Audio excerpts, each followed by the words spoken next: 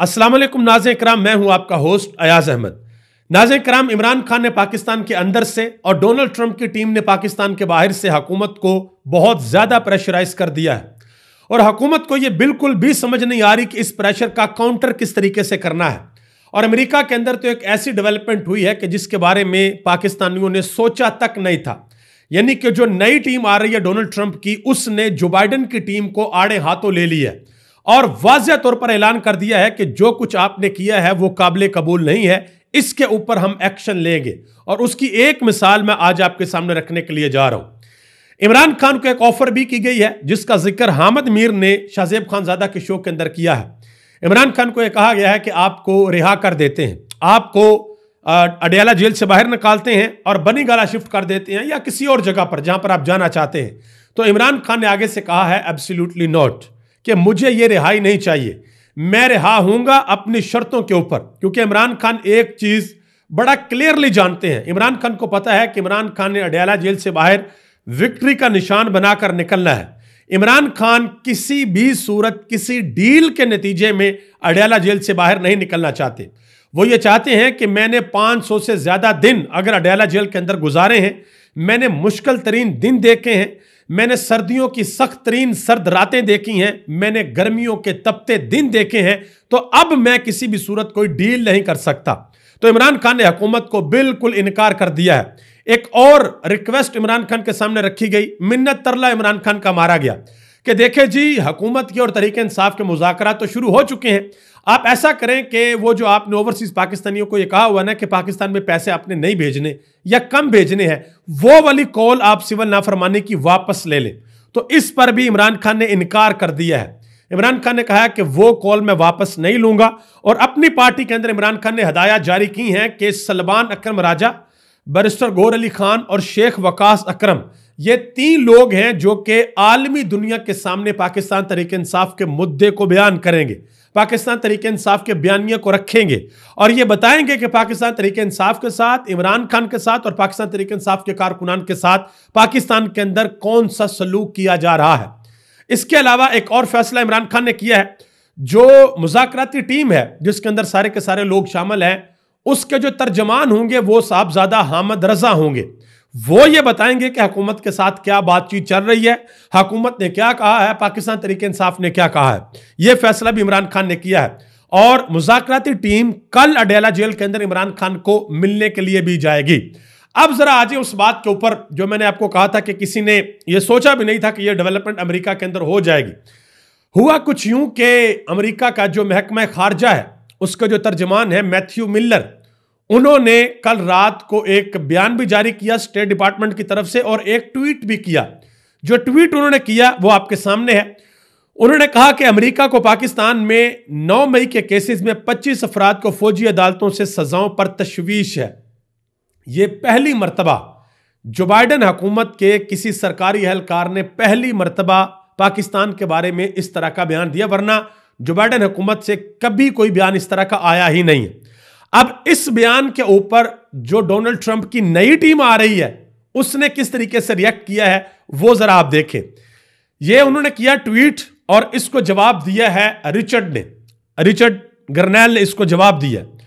उसने कहा कि यू आर लेट, तुम लेट हो, and this is too little and too weak, कि ये जो आपने होम्योपैथिक बयान जारी किया ना, एक तो आप बड़े लेट हो गए हो और दूसरा ये बहुत छोटी चीज है, बड़ी छोटी बात है जो आपने की और बड़ी कमजोर बात है जो आपने की है। नीचे उसने लिखा speak normally free Imran Khan, के इमरान खान को रिहा करो। अब वो लोग जरा आ जाएं जिनको ये लगता था कि रिचर्ड का जो अकाउंट है वो फेक है, उन लोगों की तस्वीर सामने आ चुकी हैं जो पाकिस्तान तरीके इंसाफ के लोग हैं, जिन्होंने जो कि पाकिस्तान की कम्युनिटी को रिप्रेजेंट करते हैं अमेरिका के अंदर। उन्होंने रिचर्ड के साथ मुलाकात की है और मुलाकात के बाद उन्होंने तस्वीर भी जारी की हैं। एक तस्वीर ये है, आप देख सकते हैं, और दूसरी तस्वीर ये है, इसको भी आप देख सकते हैं, और ये फुल फ्रेम के अंदर सारे के सारे लोग हैं। और रिचर्ड ने एक ट्वीट भी किया, उन्होंने कहा कि Pakistani American have the greatest name of their pack एक कम्युनिटी है पाकिस्तान अमेरिकन कम्युनिटी।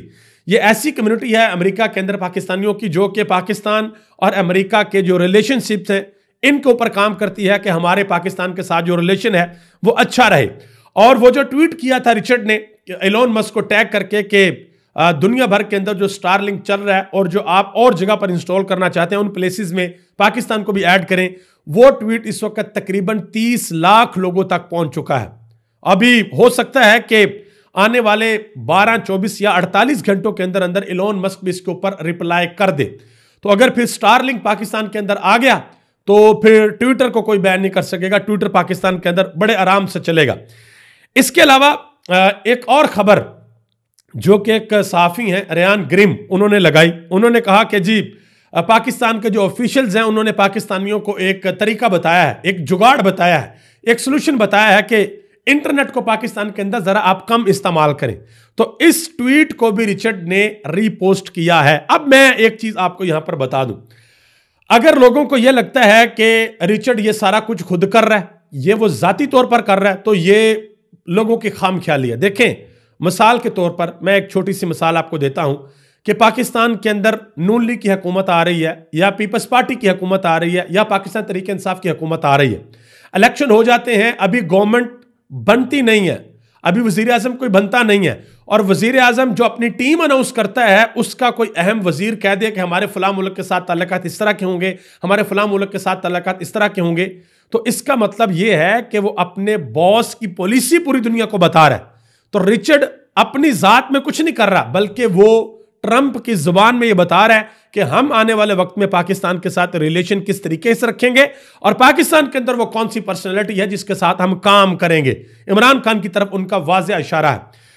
मशाहद हुसैन सैयद ने दोबारा एक बड़ी अहम बात कर दी है। उन्होंने कहा कि एक तरफ है स्टेट पावर, रियासत की ताकत है एक तरफ, और दूसरी तरफ है स्ट्रीट पावर जो कि इमरान खान के पास है। उन्होंने कहा कि इमरान खान को छोड़ना पड़ेगा। अगर डोनाल्ड ट्रंप के जरिए सऊदी अरब से या दुबई से या फिर तुर्की के अंदर से उर्दगान वगैरह की कॉल आ गई तो फिर क्या फायदा, बाद में भी तो आपने छोड़ना है। तो बेहतर है कि आप पहले छोड़ें, आप जो भी टर्म्स हैं उनको सेट करें और पहले छोड़ दें। इसी तरह हबीब अकरम ने भी एक बात की है, यह भी बड़ी अहम बात है। उन्होंने कहा कि पाकिस्तान की तारीख में पहली बार हुआ है कि नून लीग, पीपल्स पार्टी और एस्टेब्लिशमेंट मिलकर भी कमजोर फरीक साबित हुए हैं। उन्होंने कहा कि इमरान खान वाहिद शख्स साबित हुए हैं जिनके मुतल्लक यूरोपीय ममालिक, अमेरिका और बरतानिया से आवाजें उठ रही हैं कि इंसाफ फराहम किया जाए। दोस्त ममालिक मशवरा दे रहे हैं कि इंसाफ से काम लें। यह पाकिस्तान की तारीख के अंदर पहली मरतबा हुआ है। और कल नुसरत जवेद ने एक बात की है, वो बात जरा बिलो द बेल्ट थी, उनको किसी और तरीके से ये बात करनी चाहिए थी, लेकिन जिस तरीके से उन्होंने बात की है यह करना बनती नहीं थी। डोनाल्ड ट्रंप ने एक खतून को लगाया है, चीफ लगाया उन्होंने होमलैंड सिक्योरिटी का, जो अमेरिकन इंटेलिजेंस है उसको वो हेड करेंगे। तो नुसरत जवेद साहब कह रहे हैं कि भाई वो जो खतून है जिनका नाम है तुलसी गैबर्ड, वो इमरान खान की बहुत बड़ी फैन है। उन्होंने खैर कोई और अल्फाज इस्तेमाल किए थे। वो इमरान खान की बहुत बड़ी फैन है और किसी ने यह बताया है कि भाई बात ही कोई नहीं। उसने कहा जी मैं तो करूंगी इमरान खान के लिए काम। तो यह खबर किसी और तरीके से भी दी जा सकती थी। बहरहाल लोगों ने बहुत ज्यादा तनकीद किया इसके ऊपर कि आपको इन अल्फाज का इस्तेमाल नहीं करना चाहिए था जो आपने किए हैं, जो उन्होंने अल्फाज इस्तेमाल किए। अब आगे आ जाए, डॉक्टर आरफ अलवी ने आज बड़ी जारहाना गुफ्तगू की है। उन्होंने कहा कि इमरान खान को 500 दिनों से बंद किया हुआ है, कारकुन आप हमारे शहीद कर रहे हैं, और झुके भी इमरान खान। उन्होंने कहा कि वो नहीं झुकेगा, वो अपनी कौम की खातिर खड़ा रहेगा और अभी तक खड़ा है। मजीद उन्होंने कहा कि 1-1.5 महीने की बात है, इमरान खान जेल से बाहर आ जाएगा। सिविलियंस का मिलिट्री ट्रायल करने वालों ने खुद के लिए मुश्किल खड़ी की है, जिन्होंने सियासत में मुदाखलत की उनका भी मिलिट्री ट्रायल करो। कायदे आजम ने कहा था कि फौज सियासत में मुदाखलत नहीं करेगी। अब ये डॉक्टर आरफ अलवी जरा खुल के बात कर रहे हैं, मतलब उन्होंने तनकीद किया। अब आगे आ जाए, एक और दावा किया गया जी, ये अमार मसूद की जानिब से। कहते हैं कि इमरान खान को अगर कोई शख्स जेल से निकलवा सकता है तो वो नवाज शरीफ है। इमरान रियाज खान ने इसके ऊपर जवाब दिया। उन्होंने कहा कि मैं इत्तफाक करता हूं, क्योंकि जेल से निकलने और मुल्क से भागने की महारत में वाकई कोई मियाँ साहब का सानी नहीं है। कि जितनी मरतबा भी मियाँ साहब के ऊपर मुश्किल वक्त आया है, वो जेल के अंदर गए हैं, उन्होंने ये सोचा भी नहीं कि भाई मैं डट के खड़ा हो जाऊं, मैं जरा मुश्किलात को फेस करूं, सामना करूं इनका। उन्होंने कहा ठीक है भाई, लो 2 की पुलिस ही बताओ, क्या एग्रीमेंट है करना मुझे बताओ। मैं पहले वो जद्दा चले गए और बयानियां बनाते रहे नहीं हमने किसी किस्म की कोई डील नहीं की, और फिर अरब शहजादों ने 10 साल बाद आकर मीडिया के ऊपर बता दिया कि ये डील थी। फिर लंदन चले गए और वो डील तो खैर अब पाकिस्तान के बच्चे बच्चे को पता, जो रेड कॉर्पेट बचा के पाकिस्तान वापस आए, हाथ पे कबूतर बैठाया, इतनी बड़ी बड़ी हेडलाइंस लगाई कि जी अगले वजीर आजम नवाज शरीफ है, कौम ने एतमाद कर दिया है। लेकिन फिर नवाज शरीफ वजीर आजम नहीं बने और यह तारीख का हिस्सा है। आगे आ जाए, मोहम्मद मालिक ने एक बड़ी अहम बात की। उन्होंने कहा जी ये जो इमरान खान ने बाइकआउट की कॉल दी है, इमरान खान ने कहा जी सिविल नाफरमानी होगी और बाहर से जो तरसीलात ज़र हैं जो पाकिस्तानी पैसे भेजते हैं वो कमी करेंगे उसके अंदर। तो उन्होंने एक कैलकुलेशन दी है, वो मैं आपके सामने रखता हूँ। उन्होंने कहा कि अगर एक पाकिस्तानी $100 महीने का पाकिस्तान के अंदर भेजता है और वो सिर्फ उस 100 को कम करके 90 कर दे, ज्यादा की बात नहीं कर रहा, सिर्फ 90 कर दे, 10% पैसे कम कर दें, तो जो पाकिस्तानी पैसे भेजते हैं उसमें सालाना यानी कि एक साल के अंदर $3.5 अरब की कमी आएगी। तो आप अंदाजा लगा लें जब इतनी कमी आएगी तो फिर मामला जो है वो खराब हो सकते हैं। अच्छा, एक और साहब है, उन्होंने भी नवाज शरीफ के हवाले से एक बात की है, भी जरा सुनिएगा, बड़ी इंपॉर्टेंट बात है। वसीम अब्बासी साहब कहते हैं कि नवाज शरीफ अब भी इमरान खान के लिए नरम गोशा रखते हैं। दोबारा सुन लें जी, लाइन दोबारा सुन लें। नवाज शरीफ अब भी इमरान खान के लिए नरम गोशा रखते हैं। बतौर सियासतदान वो समझते हैं कि एस्टेब्लिशमेंट ने इन्हें ज्यादा नुकसान पहुंचाया है, चाहे इमरान खान नवाज शरीफ के खिलाफ इस्तेमाल हुए, लेकिन वो समझते हैं कि इमरान खान को बचाना चाहिए। जवाब तो बड़ा जबरदस्त और खूबसूरत है जो दिया जा सकता है, लेकिन मैं अपने अल्फाज इस्तेमाल नहीं करूंगा, नून लीग के दोस्त नाराज हो सकते हैं। शाहद मेतला साहब, जिन्होंने बड़ा अल मशहूर इंटरव्यू किया था जनरल बाजवा का, और जनरल बाजवा ने इनकार कर दिया था कि मैंने इंटरव्यू नहीं दिया, उन्होंने जवाब दिया है वसीम अब्बासी को। उन्होंने कहा कि नवाज शरीफ की ऐसी कोई हैसियत नहीं रही कि वो इमरान खान को बचा सके। इमरान खान की रिहाई का फैसला एस्टेब्लिशमेंट अपनी मर्जी से करेगी। और दूसरी बात उन्होंने कहा कि यह है कि नवाज शरीफ 43 साल से सियासतदानों के खिलाफ एस्टेब्लिशमेंट के हाथों इस्तेमाल हो रहे हैं। अब की बार तो उन्होंने इस्तेमाल होकर मुल्क की कमर ही तोड़ दी है।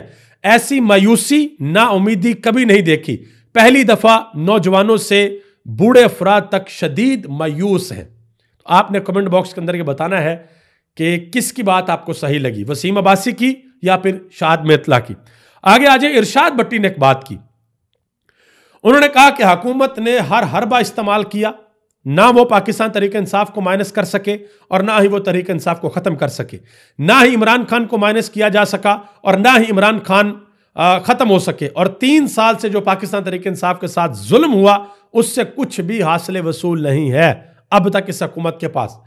हबीब अकरम ने कहा कि अगर कोई यह समझ रहा है कि इमरान खान के बगैर बहरान खत्म हो सकता है तो उससे सियासत छोड़कर कोई दूसरा काम कर लेना चाहिए। कि अगर उसको यह सीधी सी बात भी समझ नहीं आ रही कि बहरान पाकिस्तान का खत्म हो जाएगा इमरान खान के बगैर। मैं इसकी एक मिसाल आपके सामने रखता हूं। ये 2 खबरें हैं। एक खबर है, दोनों खबरें 24 दिसंबर की हैं, यानी कि आज के दिन की ये दोनों खबरें हैं। ये आप देख लें, जंग ने खबर लगाई है कि कुवैत पेट्रोलियम ने पाकिस्तान में ऑपरेशन समेटने का फैसला कर लिया, कि एक बहुत बड़ी कंपनी है, उन्होंने ऑपरेशन समेटने का फैसला कर लिया। और दूसरी ये है कि टी बिल्स ने 64% जो इन्वेस्टमेंट है, फॉरेन इन्वेस्टमेंट, वो उन्होंने विड्रॉ कर ली है। आप अंदाजा लगा लें, 64% इन्वेस्टमेंट उन्होंने विड्रॉ कर ली है। और आखिर में एक और बड़ी अहम खबर है, वो भी आपको बताता हूं। एंकर इमरान रियाज खान के हवाले से खबर ये आ रही है कि वो मुल्क से बाहर चले गए, पाकिस्तान से बाहर चले गए। लोग इसके ऊपर तरह तरह की बातें कर रहे हैं। मैं इसके ऊपर एक बड़ी इंपॉर्टेंट बात करना चाहूंगा, और वो बात यह है कि किसी ने भी सदा इस दुनिया के अंदर नहीं रहना। मैंने, आपने, हम सब ने एक ना एक दिन चले जाना है। लेकिन जब पाकिस्तान की तारीख को लिखा जाएगा, जहां पर इमरान खान का नाम आएगा, मेरा यह मानना है कि वहां पर इमरान रियाज खान का नाम जरूर आएगा। इमरान रियाज खान ने जो मुश्किलात देखी हैं, उनके घर वालों ने जो मुश्किलात देखी हैं, जिस तरीके से पाकिस्तान के अंदर रहकर उन्होंने सरवाइव किया है, जो कुछ उन्होंने देखा है पाकिस्तान के अंदर किसी और सहाफी को वो मुश्किलात नहीं देखना पड़ी। तो इमरान रियाज खान हूं या पाकिस्तान के दूसरे सहाफी हूं, हमारी सबके लिए दुआ है कि अल्लाह ताला सबको अपने हिफ्ज़ो ईमान के अंदर रखे और सब जहां पर रहें वो महफूज रहें। दोबारा ये कहूंगा कि पाकिस्तान की तारीख में जहां पर इमरान खान का नाम आएगा, वहां पर इमरान रियाज खान का नाम भी जरूर आएगा। आगे आ जाए, एक और खबर आपके सामने रखता हूं। मुनीब फरूक ये क्या कहते हैं? कहते हैं कि नून लीग के एमपीएस अपनी ही हुकूमत से सख्त तंग है। वो कहते हैं कि ना हमारा कोई काम हो रहा है, ना हमारी कोई बात सुन रहा है और ना वजीर आला तक हमारी रसाई है। उन्होंने कहा कि मुतअद्दिद एमपीएस से मैं मिला हूं। तो मुनीब फरूक साहब ये बात आप मोहतरमा मरियम नवाज तक पहुंचा दें, आपकी डायरेक्ट एक्सेस हो सकती है। शहबाज शरीफ तक पहुंचा दें कि आपके जो एमपीएस हैं वो इस तरीके से कर रहे हैं और ये मामला हो रहे हैं।